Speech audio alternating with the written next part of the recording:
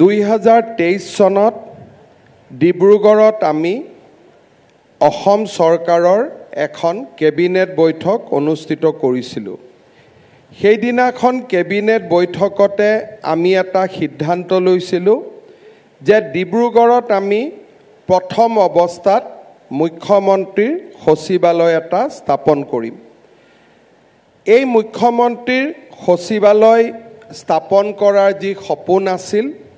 আজি সি বাস্তৱত পৰিণত হ'ল। মুখ্যমন্ত্ৰীৰ সচিবালয়ৰ জৰিয়তে আমি 9খন জিলাৰ প্ৰশাসনিক কাম কাজ ডিব্ৰুগড়ৰ পৰা নিৰীক্ষণ কৰাৰ এটা প্ৰয়াস আৰু প্ৰচেষ্টা চলাম। এই 9খন জিলাত অসমৰ কেইবাখনো বিশ্ববিদ্যালয় আছে, কেইবাখনো চিকিৎসা মহাবিদ্যালয় আছে, কেইবাটাও গুৰুত্বপূৰ্ণ উদ্যোগ আছে আৰু ইয়াৰ লগতে কেইবাখনো অসমৰ সৰহসংখ্যক চাহ বাগিচা এই অঞ্চলটোতে সীমাবদ্ধ হৈ আছে।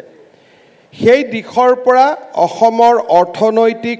ৰাজনৈতিক আৰু সামাজিক পটভূমিৰ ফালৰ পৰা আজিৰ দিনটো অতিশয় গুৰুত্বপূৰ্ণ। এই মুখ্যমন্ত্ৰীৰ সচিবালয় আমি দিছপুৰৰ মুখ্যমন্ত্ৰীৰ সচিবালয়ৰ লগত টেকন'লজিৰ জৰিয়তে আমি লাইভ ৰিলেশ্যন স্থাপন কৰিছোঁ। ইয়াৰ ফলত মুখ্যমন্ত্ৰীগৰাকী ডিব্ৰুগড়ত থাকিলেও সচিবালয়ৰ কাম নিৰন্তৰ গতিত চলি থাকিব। এটা সময়ৰ বাবেও অসম সচিবালয়ত এনেকুৱা এটা ধাৰণা নহ'ব যে মুখ্যমন্ত্ৰী 4 দিন অনুপস্থিত আছে। অৰ্থাৎ এই কাৰ্যালয়ত বহা আৰু গুৱাহাটীৰ কাৰ্যালয়ত বহাৰ মাজত কোনো পাৰ্থক্য নাথাকিব আৰু তাৰ ফলত মুখ্যমন্ত্ৰীগৰাকীয়ে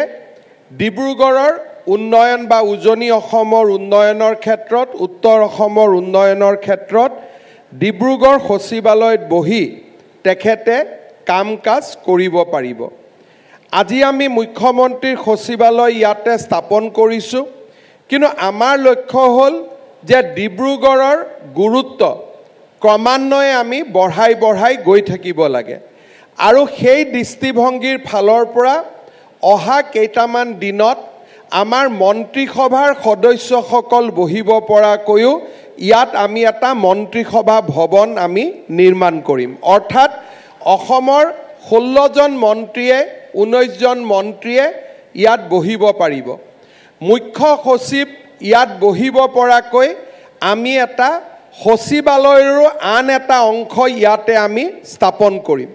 ডিচিসকলে যাতে আমি ইয়াতে কনভেনশ্যন আদি পাতিব পাৰোঁ, ইয়াতে আমাৰ এটা ডাঙৰ কনভেনশ্যন চেণ্টাৰো স্থাপন হ'ব। শেষত ডিব্ৰুগড়ত যাতে ৰাজ্যিক ফাংচনসমূহো ডিব্ৰুগড়ত কোনো অসুবিধা নোহোৱাকৈ আমি ইয়াতে অনুষ্ঠিত কৰিব পাৰোঁ, তাৰ বাবে 1000 লোক বহিব পৰা এটা আটকধুনীয়া প্ৰেক্ষাগৃহও ইয়াত স্থাপন হ'ব। ইয়াৰ ফলত আমাৰ ৰাইজৰ যিমানবিলাক কাম গুৱাহাটীত আমি দেখা পাওঁ, তাৰ বহুখিনি কাম আমি ডিব্ৰুগড়তে কৰিব পাৰিম আৰু ক্ৰমান্বয়ে অসমৰ আৰু উত্তৰ ভাৰতৰ এখন গুৰুত্বপূৰ্ণ চহৰ হিচাপে ডিব্ৰুগড় উদ্ভাসিত হ'ব। স্বাভাৱিকভাৱে গোটেই চৰকাৰখন যেতিয়া ডিব্ৰুগড়লৈ আহিব, ডিব্ৰুগড়ৰ আৰ্থ সামাজিক পৰিৱেশৰো পৰিৱৰ্তন হ'ব, ইনফ্ৰাষ্ট্ৰাকচাৰৰো ডেভেলপমেণ্ট হ'ব। 9খন জিলাত সিঁচৰিত হৈ থকা বিশ্ববিদ্যালয়, চিকিৎসা মহাবিদ্যালয়, উদ্যোগসমূহেও পাবলগীয়া এটেনশ্যন তেওঁলোকে ইয়াৰ পৰা নিৰবিচ্ছিন্নভাৱে পাব পাৰিব আৰু তাৰ ফলত সৰু সৰু সমস্যাবোৰ সমাধানৰ কাৰণে বহু দিনলৈ অপেক্ষা নকৰি ইয়াতে তেখেতসকলে নিৰন্তৰভাৱে আলোচনা কৰিব পাৰিব। অহা অক্টোবৰ মাহত মই ইয়াত যেতিয়া আহিম, সাধাৰণতে আমি যেতিয়া শদিয়াৰ কথা পাতোঁ, আমি যেতিয়া ডুমডুমাৰ কথা পাতোঁ, ডিগবৈৰ কথা পাতোঁ, আমি সাধাৰণতে ডিচিজনৰ লগতে ভিডিঅ' কনফাৰেন্সত পাতি বিষয়বিলাকৰ সমাপন কৰোঁ। অহা 4 দিন যেতিয়া ইয়াতে মই আহিম মই ঠিক কৰি লৈছোঁ যে 3 ঘণ্টা এটা সমষ্টিৰ লগত জড়িত সাৰ্কুল অফিচাৰ ওসি আৰু বিডিও সকলোকে মাতি বিধায়ক আৰু উপায়ুক্তৰ লগত একেলগে বহি সেই সমষ্টিটোৰ কথাই 3 ঘণ্টা একেলগে আলোচনা কৰিম অৰ্থাৎ এতিয়া মই ইয়াত যেতিয়া বহিম 4 দিনৰ 3 দিন 3 ঘণ্টা যদি মই 3টা সমষ্টিক দিওঁ এটা যাত্ৰাত মই 12টা সমষ্টি ওসি পৰ্যায়লৈকে সাৰ্কুল অফিচাৰ পৰ্যায়লৈকে বিডিও পৰ্যায়লৈকে মই মনিটৰিং কৰিব পাৰিম তাৰ ফলত সৰু সৰু সমস্যা যিবিলাক চৰকাৰৰ নিৰ্দেশৰ কাৰণে ৰখি থাকে বহুত সময়ত ডাঙৰ সভাবিলাকত এই কথাবিলাকে স্থান নাপায় তেনেকুৱা ধৰণৰ কথাবিলাকো ইয়াত আমি সমাধান কৰিব পাৰিম যোৱাকালি আমি আৰু এক গুৰুত্বপূৰ্ণ সিদ্ধান্ত লৈছোঁ যে অসমৰ মুখ্যমন্ত্ৰীয়ে 15 আগষ্টত স্বাধীনতা দিৱসৰ পতাকা সদায় গুৱাহাটীত উত্তোলন কৰিব আৰু 26 জানুৱাৰীত গণতন্ত্ৰ দিৱস সদায় ডিব্ৰুগড়ত পালন কৰিব অৰ্থাৎ ক্ৰমান্বয়ে ডিব্ৰুগড়ৰ গুৰুত্ব আমি বঢ়াই লৈ গৈ থাকিম আৰু এটা সময়ত ডিব্ৰুগড় ক'ব নোৱাৰাকৈ ৰাজ্যৰ আন এখন ৰাজধানীলৈ ৰূপান্তৰ হ'ব আমি ডিক্লেয়াৰ কৰিব নালাগে ঘোষণা কৰিব নালাগে ক'ব নালাগে কাম আৰু কৰ্মৰ জৰিয়তে আৰু নতুন প্ৰয়োগৰ জৰিয়তে ডিব্ৰুগড় এক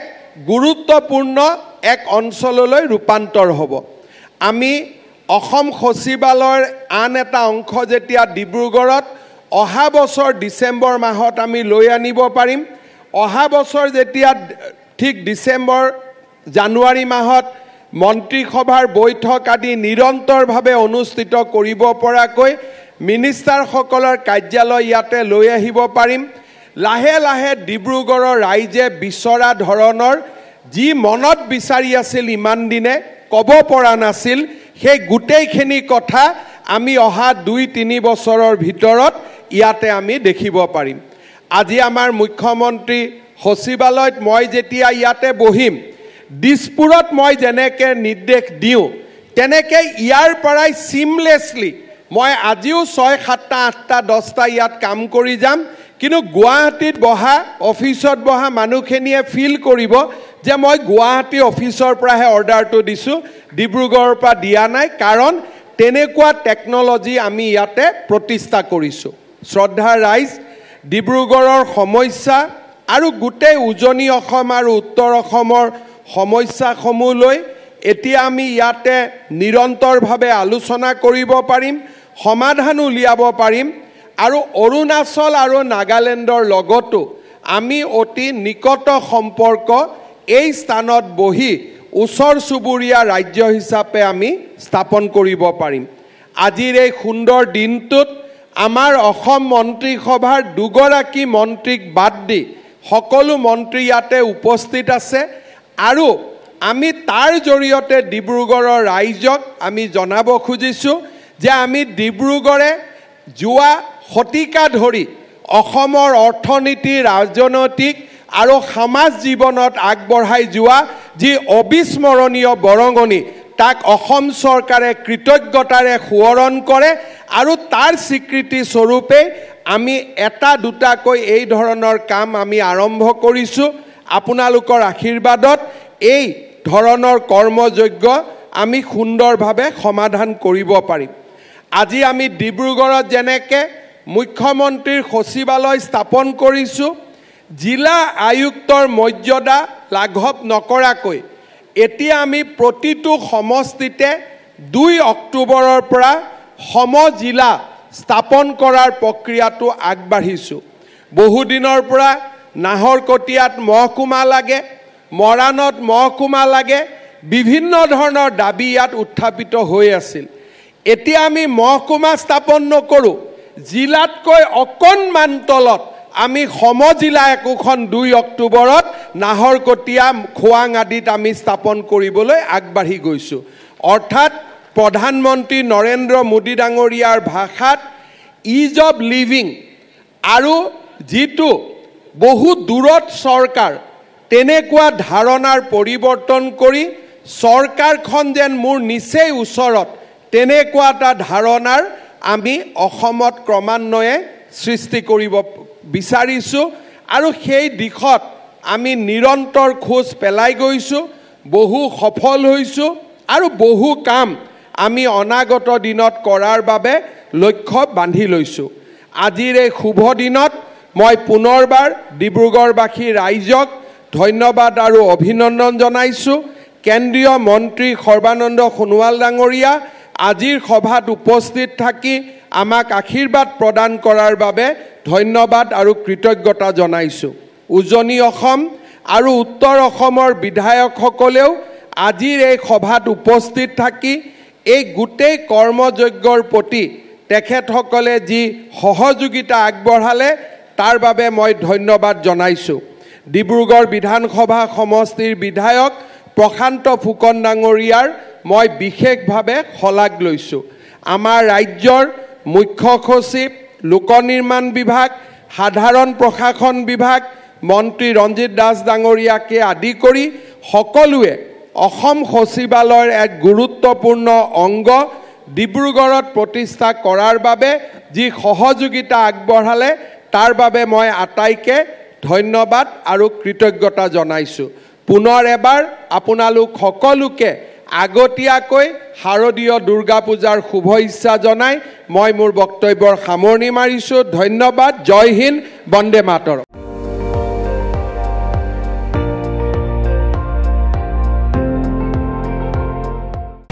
আপুনি চাই আছে ND24 সৰ্বশ্ৰেষ্ঠ নহয় সৰ্বোত্তমৰ দৌৰ